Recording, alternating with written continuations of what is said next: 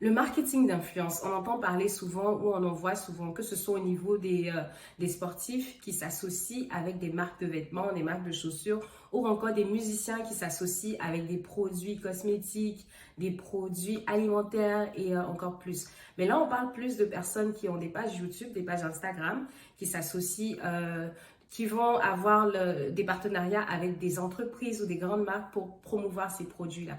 Donc, qu'est-ce que le marketing d'influence et quelles sont les grandes catégories d'influenceurs qui vont être touchés par cette stratégie de marketing-là. Donc, bonjour, moi c'est Clémence et vous êtes sur SP Marketing et tout de suite, on va parler de marketing d'influence. Donc, le marketing d'influenceurs consiste pour les entreprises à associer leur image avec des créateurs de contenu. Donc, ce sont pour la plupart des créateurs de contenu qui ont entre 1000, 10 000, des centaines de milliers, voire des millions d'abonnés, afin de pouvoir faire la promotion de leurs produits, de leurs services, tout en mettant en avant ces produits-là devant l'audience des influenceurs en question. Donc, lorsque les entreprises ou les marques s'associent à ces influenceurs-là, c'est pour d'une part bénéficier de leur following.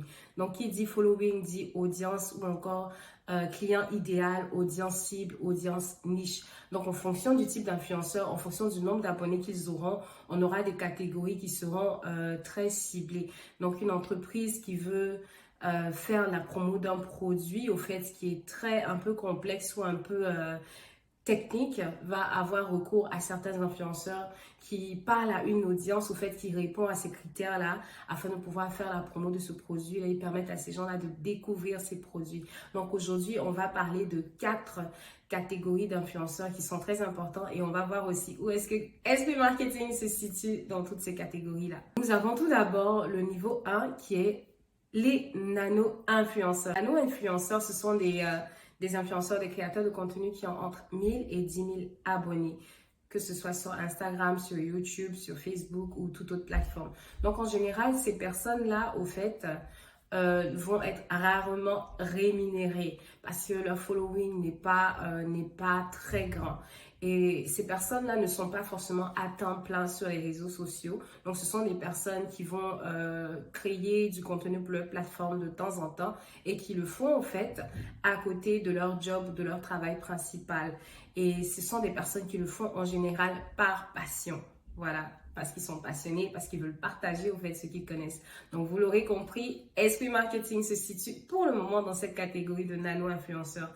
On vient de passer la barre des 1100 abonnés sur Instagram, mais il y a encore plein de choses à développer, donc la page YouTube. Donc, abonnez-vous, partagez la vidéo avec vos amis pour qu'ils s'abonnent sur nos pages YouTube. Donc, la page Facebook qui a plus de 600 abonnés encore, la page TikTok et la page LinkedIn qui reste encore à développer. Donc, nous sommes dans cette catégorie-là de nano-influence. Donc, nous avons ensuite au niveau de les micro-influenceurs. Donc, les micro-influenceurs ont entre 9000 et 10 000 abonnés. 9000 et 10 000 abonnés. Et ça va être des pages ou des personnes qui vont parler au fait de sujets qui les intéressent vivement. Donc, on parle ici de mode, on parle de jeux vidéo ou de jeux hors ligne. On parle aussi de sport. On parle de musique, on parle d'habitudes personnelles et de plein de choses de ce genre-là. Donc, les gens qui vont suivre ces micro-influenceurs-là sont des personnes qui partagent les mêmes intérêts. Donc, des personnes qui veulent soit en apprendre plus sur ce domaine-là ou qui n'ont peut-être pas le temps d'aller faire des recherches elles-mêmes sur certains sujets, puis vont regarder ces influenceurs-là pour obtenir des nouvelles, pour avoir des éléments de comparaison entre différentes choses, différentes catégories ou juste pour se divertir. Pour ce genre d'influenceurs-là, qui ont une relation assez particulière avec leur audience, au fait, les marques doivent être prêtes à débourser. Parce que lorsqu'on est entre 9000 et 10 000, le following est encore plus intense, plus fort et plus authentique. Et l'audience ou le public qui suit ces personnes-là ont tendance, au fait, à interagir puis à take action, à prendre des actions lorsqu'ils sont invités, au fait, à s'abonner, à payer, à acheter ou aller regarder d'autres pages. Donc, ils ont en général un fort taux de conversion, ce qui veut dire que les entreprises qui veulent faire affaire avec ce genre d'influenceurs vont devoir débourser beaucoup pour pouvoir faire des partenariats, ou encore si vous êtes un influenceur qui est dans cette catégorie-là, eh bien, ne vous négligez pas.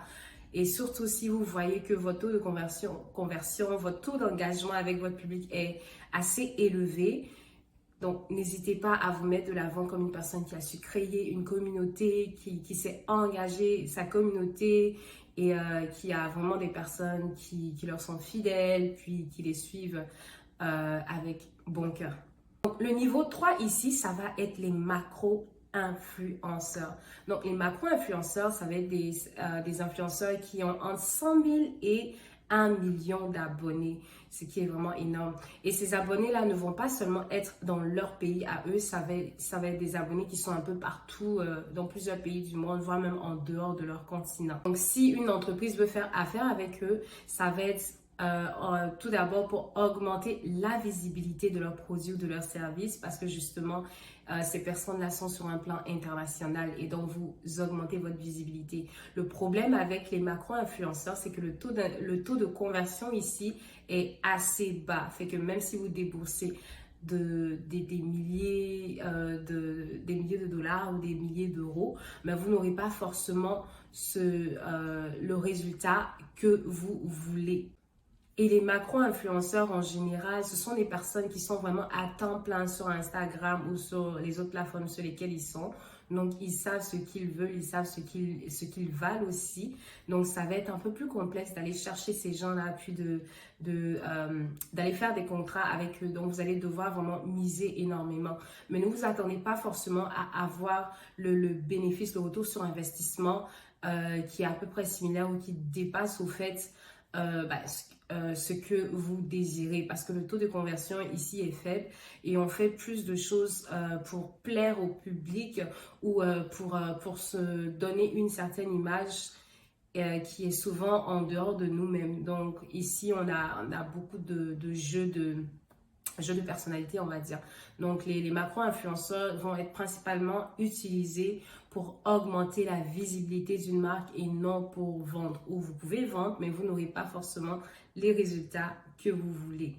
Donc, en dernière position, en quatrième position, nous avons les méga influenceurs et vous l'aurez bien compris, c'est vraiment la catégorie du high level. Je pense que dans cette catégorie-là, on va trouver des footballeurs internationaux, des musiciens internationaux, vraiment, ou encore des YouTubeurs ou des Instagrammeurs, des YouTubeurs comme MrBeast et encore plein d'autres personnes. Et ça peut être aussi des célébrités, des personnages publics, des personnages politiques, des personnages au fait qui agissent pour la communauté, ça touche un peu vraiment à tout. Et il faut, pour communiquer avec eux, vraiment agir avec beaucoup d'insistance parce que c'est très difficile de les avoir étant donné que ce sont des personnes qui sont très occupées, qui ont beaucoup de demandes, beaucoup de personnes qui cherchent à les contacter. Donc, les méga influenceurs ici, ils sont un peu moins accessibles. Il faut être prêt à débourser énormément pour pouvoir les avoir en tant que promoteur de vos produits, de vos services ou de votre entreprise. Donc, toutes ces catégories d'influenceurs-là vont être choisies en fonction de l'objectif au fait de l'entreprise. Si vous êtes une entreprise que vous voulez faire un partenariat avec une marque pour lancer votre produit, avec un influenceur pour lancer votre produit ou votre marque, vous allez voir d'abord si vous voulez comme objectif comme augmenter votre visibilité, c'est-à-dire que plusieurs personnes parlent de vous et vous connaissent à travers votre ville, votre pays ou plusieurs continents, ou est-ce que vous voulez vraiment vendre?